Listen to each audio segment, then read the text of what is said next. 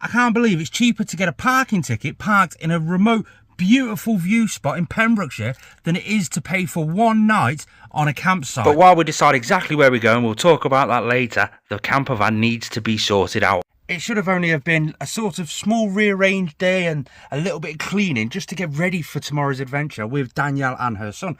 Now, obviously, with those two coming, I needed to make sure the camper van was extra safe. You know, all those jobs that I've been putting off because it's just been me in the van. Now, the plan is for them to spend 4 days with me, and we still don't know where we're going to go yet. I've gave her the 4 options of the places that have got the best weather. Let's face it, good weather always pleases her. So the best weather, the best time she's going to have. I've cleared out loads of my cupboards, rearranged loads of things so that all my clothes are sort of in 2 cupboards, and then her clothes and Alfie's clothes can go everywhere else. But it doesn't just stop there, does it? Once you start moving stuff out of one, well, where can I put that then? To be fair, a lot of stuff needed to be done. Way more stuff than I was anticipating. The majority of the stuff out of those 2 lockers up there is now either sprawled out here, the stuff that I actually need to keep. Why do we keep the fitting instructions for everything? This is the fitting guide for the van doors mesh across the top of the actual sliding door. You can go in the bin over there. Why do we keep, so I've got this bottle just here. It's from my evapolar. It's a little sort of water cooling air conditioning unit for inside the van. Oh, actually, where have I put it? It's in that box just down there. It's a really cool sort of device where you put loads of cold water in or put ice in it, and it's got a little fan and it blows over the top of it, blowing all the cold air into the actual van.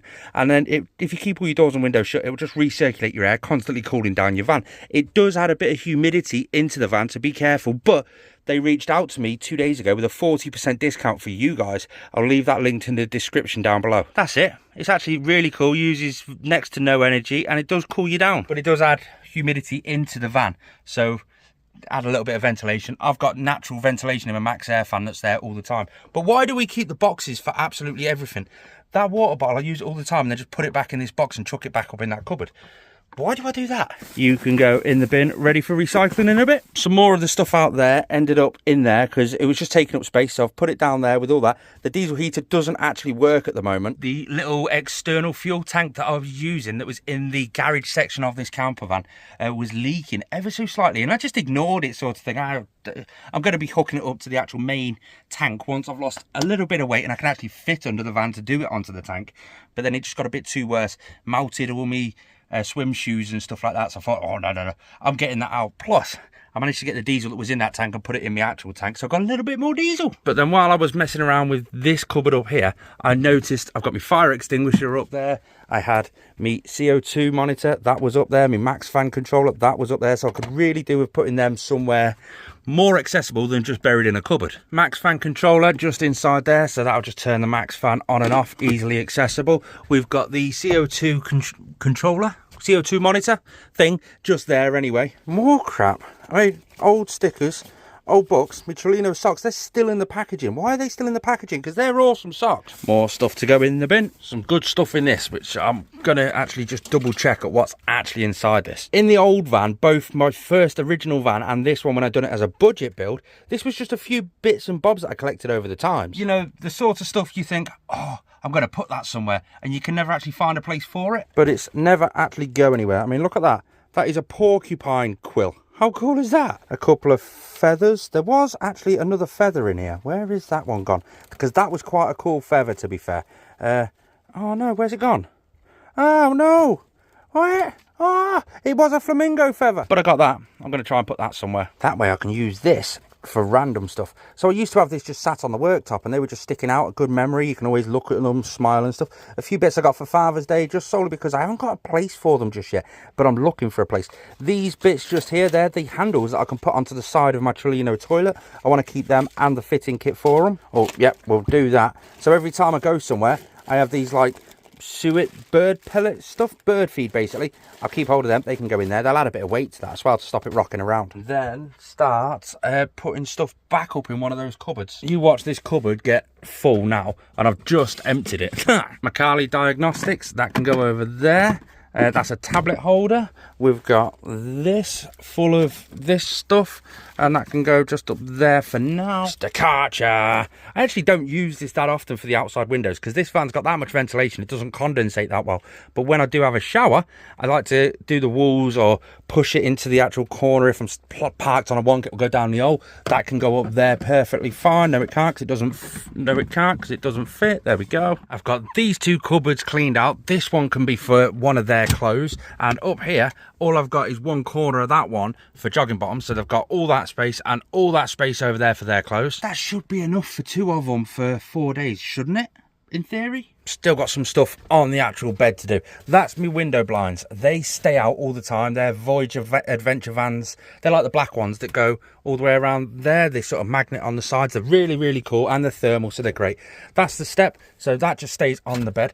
I've got the single bed to put a bed cover on because I got that washed yesterday. I got that washed. That's down there ready for that. That's a bag full of clothes that are broken, basically. That's just a bag of those, so I've got to get rid of them. It's amazing how you're sort of always keeping all the broken stuff in the van. Oh, I'll fix that one day. Oh, that'll be okay. I'll keep hold of that. A couple of other bits there to go in the garage. However, if we do go down the back of the actual garage and open it up just like that, and then open up the other side just like that, you'll notice one small problem. The garage is a bit full, so I guess that's my next job. I've just had a little bit of a break, sit down, you know, have my lunch and stuff like that. And Danielle was mentioning Pembrokeshire, but get this, it's the cheapest campsite I can find at the moment where there's actually space available that you can physically book, because Danielle wants to book a spot. The £45, the cheapest one, right the way up to near enough £100 for one night on a campsite. I'm not being funny. We're completely self-contained. So I've got my shower, my toilet, I've got all the amenities I could possibly want. I don't need an electric hookup. But if I just parked in one of those fancy little beauty spots where there's a sign that says no overnight staying in vehicles, no overnight camping, all that sort of stuff, I'm going to get a parking ticket. Or the chances of me getting a parking ticket in the summer holidays in a popular beauty spot is quite high. If I got that parking ticket, it would say £70 parking ticket. If you pay it within 7 days, it's half the price, 50% off. That's £35. So it's cheaper for me to stay in this van in a beauty spot in Pembrokeshire than actually go on a campsite. How mad is that? I'm not going to do it because we're going to have Alfie with us. He's autistic, and getting the knock on the door in the middle of the night or something like that, that's just going to spook him out. We don't want to take that risk.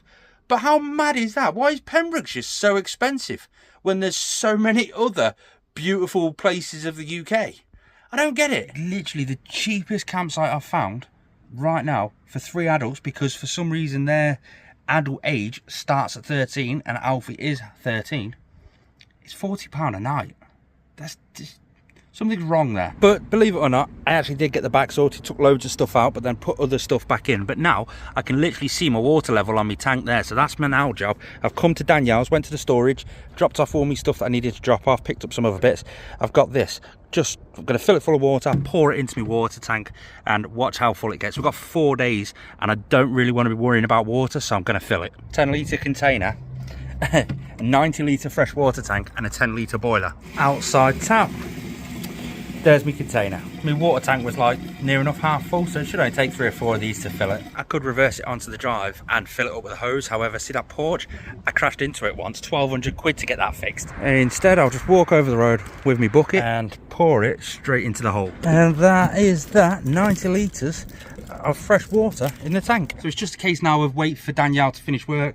We'll sort out all the clothes, get them packed in, go food shopping, get the food packed in, and then we're off. I don't know where we're going still, but we're going to go off somewhere. Thanks for tuning in, guys. If you're new around here, please subscribe.